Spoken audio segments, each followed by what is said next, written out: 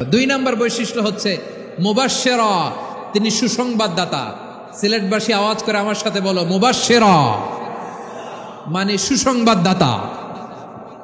তিনি আল্লাহর রহমতের সুসংবাদ দেন, তিনি জান্নাতের সুসংবাদ দেন।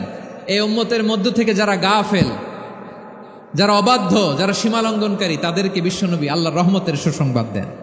তিনি বুঝান আল্লাহর দরবার 24/7, 24 ঘন্টা খোলা।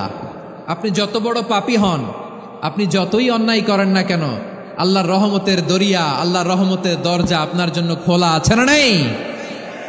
জায়নামাজটা বিছিয়ে দেন, চোখের পানি ছেড়ে দেন, 2 রাকাত নামাজ পড়ে সেজদায় লুটিয়ে পড়ে কাঁদেন। যত গুনাহ আপনার হোক না কেন, আপনার গুনাহ মাফ করে কবুল করে নিবে কে? মুবাশশিরাম বিরহমাতিল্লাহ। বিশ্বনবী তিনি সুসংবাদদাতা, বেয়ারার অফ গ্ল্যাড টাইডিংস, সুসংবাদ দেন।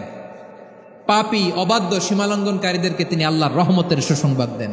আল্লাহর রহমত থেকে মুখ ফিরিয়ে নিও না, তিনি যে কত দয়ালু